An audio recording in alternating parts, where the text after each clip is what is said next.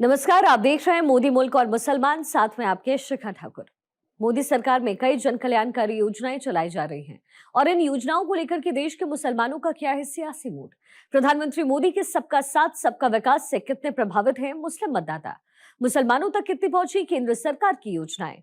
भारत 24 आपके लिए लेकर आया है इन तमाम सवालों के जवाब। तो आइए शुरू करते हैं हमारा खास शो मोदी मुल्क और मुसलमान।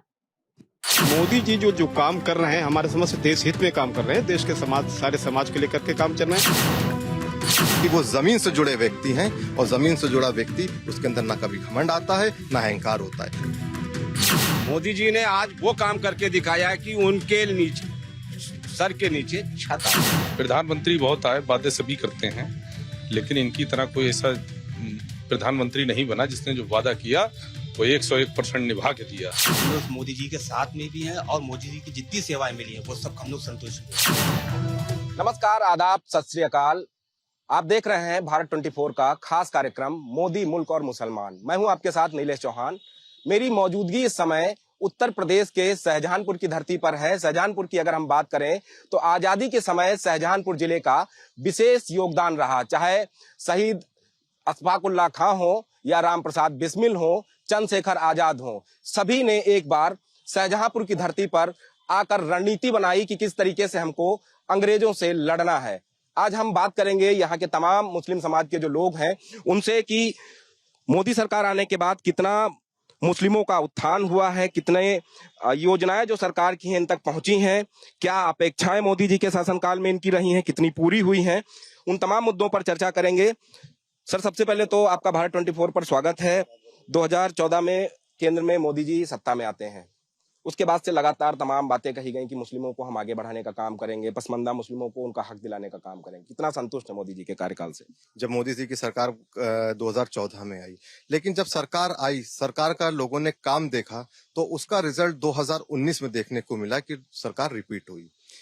जहां तक मुस्लिम समाज की बात करी जाती है तो मुस्लिम समाज कुछ ना कुछ कहीं ना कहीं पर संतुष्ट था, तभी 2019 की सरकार फुल फ्लेश आई।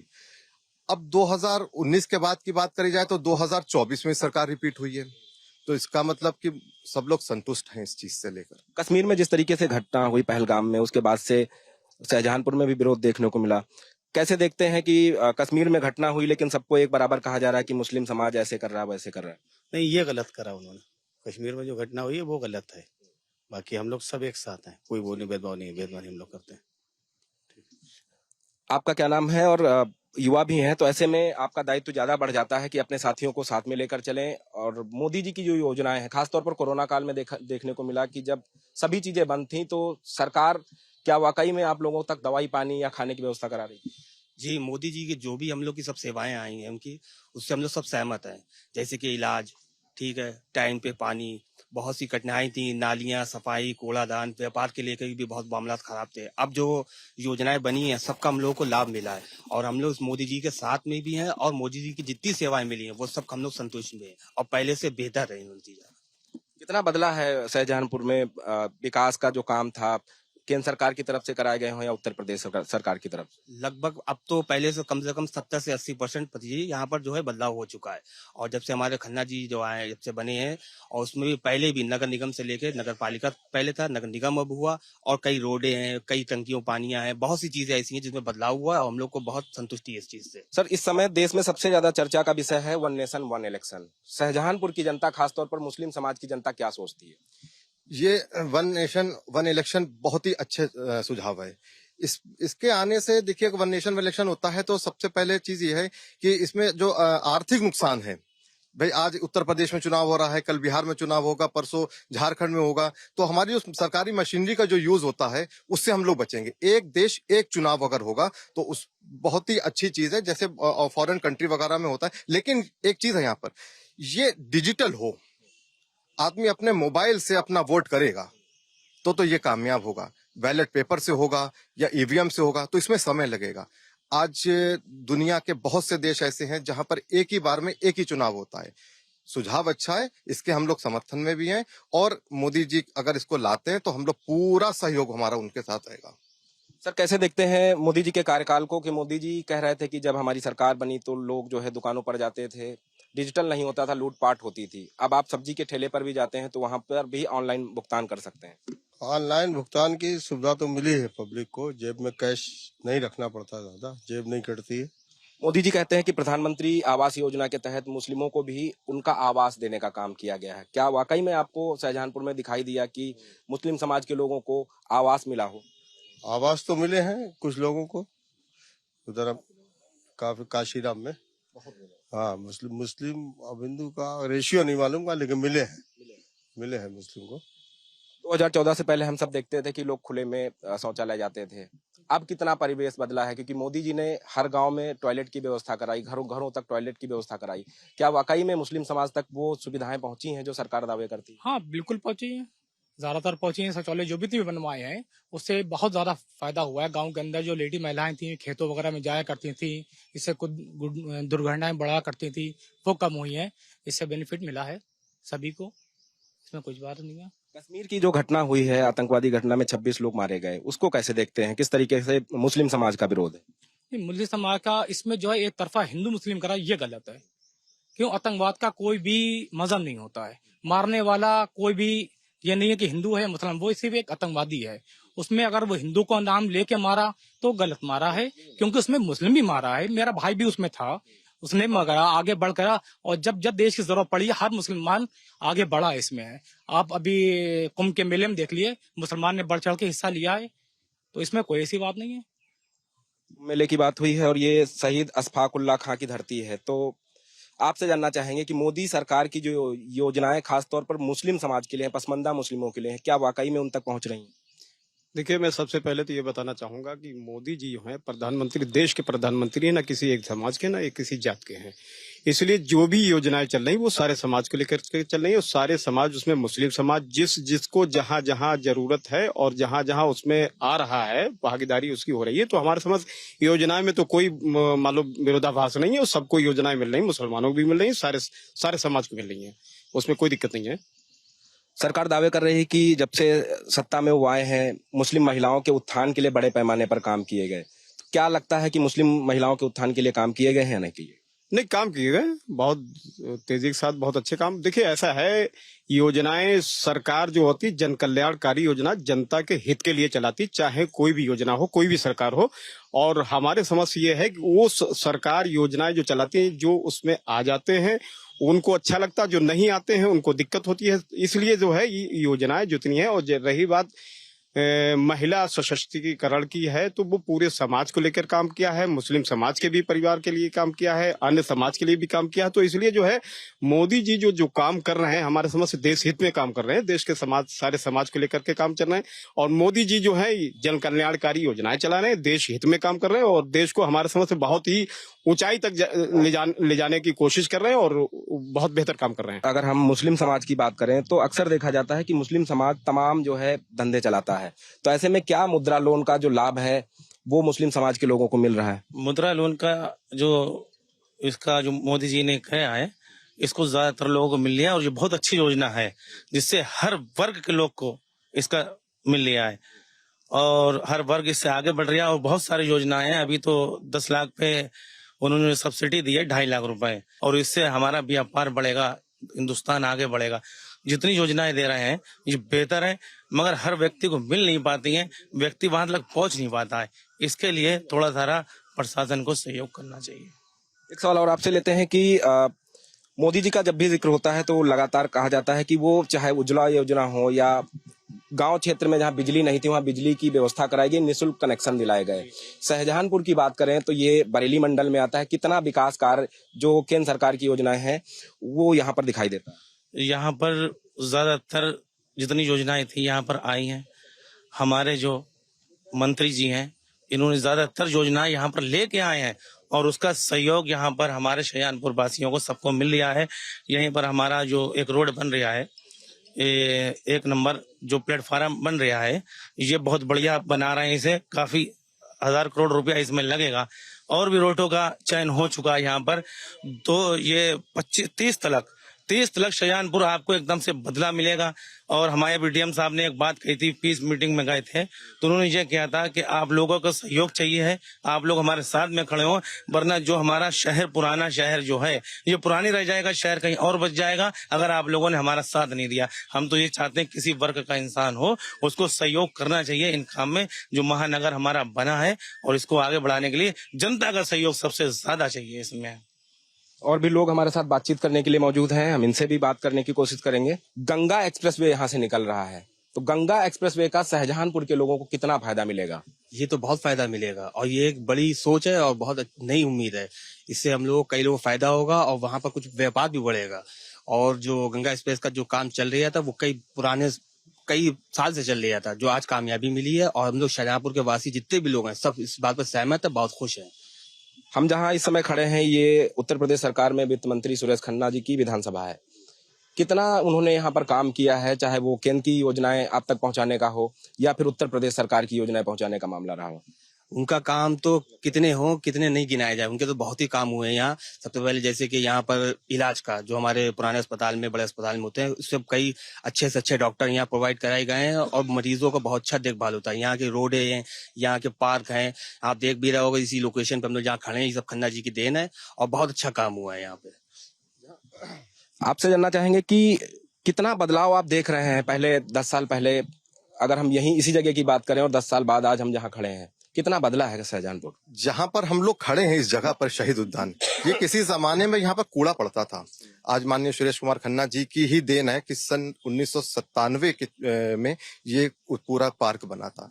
और उसके बाद जैसे जैसे जो योजनाएं आती गई वो शाहजहांपुर में लागू करते गए। सन 2017 के बाद और आज सन 2025 में शाहजहांपुर के विकास के पूरा तख्ता पलट दिया। आज शाहजहांपुर महानगर है तो ये इसका श्रेय माननीय सुरेश कुमार खन्ना जी को ही जाता है। अभी कुछ देर पहले आपने महाकुंभ का जिक्र किया था, वहां देखा गया कि बड़े पैमाने पर जो मस्जिदें थी वो लोगों के लिए खोली गई, वहां लोग जाकर रह रहे थे और स्नान कर रहे थे। कैसे इस पूरे आयोजन को देखते हैं और खासतौर पर मुस्लिम समाज को लेकर जो तमाम भ्रांतियां फैला दी गई कि मुस्लिम समाज वहां नहीं जाएगा, लेकिन वही समाज था जब वहां भीड़ बढ़ी तो लोगों के लिए खड़ा हुआ। देखिए, हमेशा से मुसलमानों ने अपना दिल खोलकर अपने भाइयों का स्वागत किया है। रही बात महाकुंभ की, तो महाकुंभ में जब बहुत ज्यादा भीड़ बढ़ी तो वहां पर मस्जिदों के द्वार खोले गए, लोग वहां पर रहे।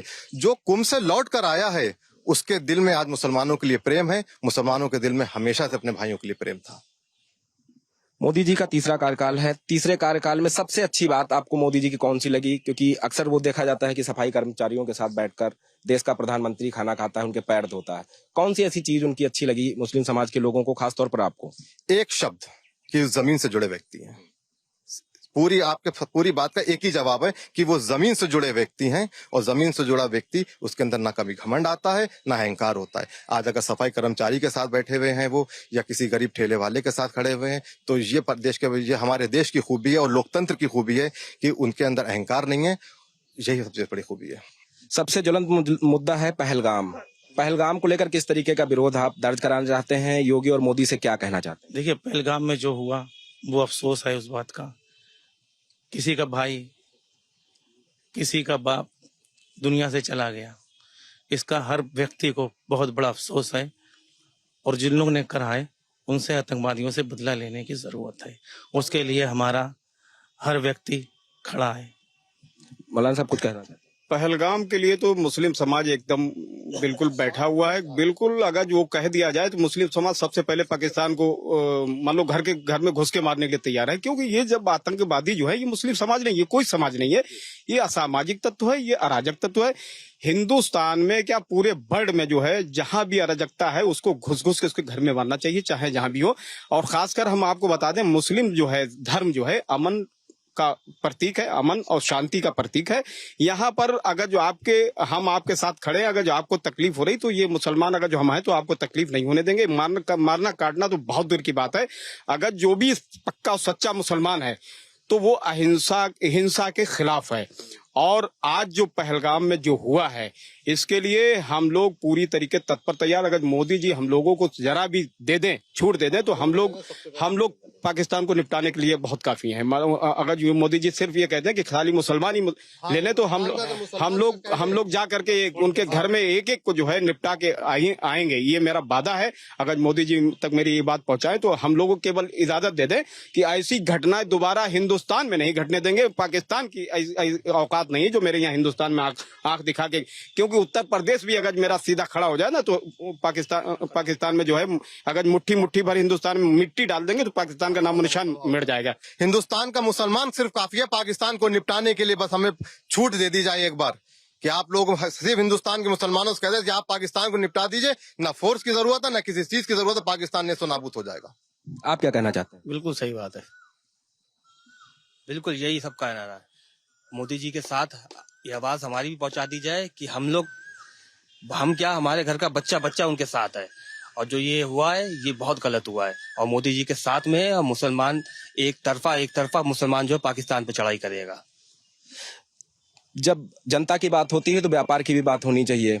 क्या लगता है कि कितना व्यापार बदला है सरकार बदलने के बाद से? व्यापार बहुत बदला है। पहले से जो है आगमन हुआ है। पहले से लोग रोडें सड़कें गाँव में नहीं हुआ करती, जिससे आने में बड़ी दिक्कतें हुआ करती थी। तो अब जो है शहरों के अंदर जो है मार्केटें बहुत बड़ी हैं। कितना संतुष्ट है सरकार के काम से? मुस्लिम जो है बहुत ज्यादा संतुष्ट है। मेरा नाम है अशफाक कादरी। बहुत ज्यादा 15 साल में जो मुसलमान जिनके सर पर छत नहीं थी,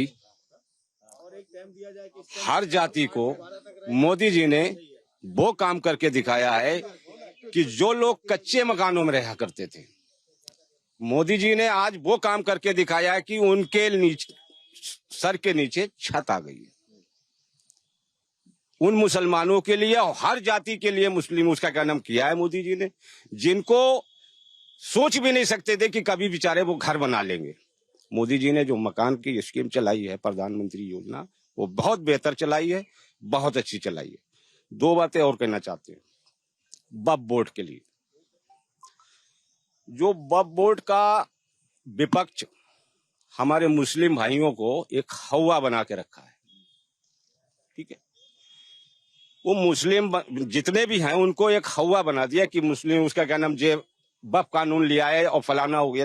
कुछ नहीं, जो बड़े बूढ़ों ने जमीन वक्फ की है तो ठीक है, अल्लाह के नाम को उन्हीं ने दे दी। मगर जो मस्जिद के मुतवल्ली हैं, उन मस्जिद के मुतवल्लियों ने उस जमीन को 10, 20, 50 साल पहले जो दे दी, किसी का किराया 7 रुपए है, किसी का किराया 15 रुपए है।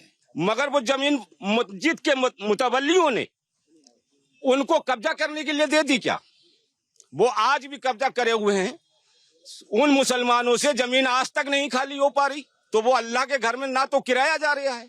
मोदी जी ने जो फैसला किया, यही जमीन अगर इनको लेकर और उसको गरीबों को मकान दिए जाएंगे तो बुरा नहीं किया।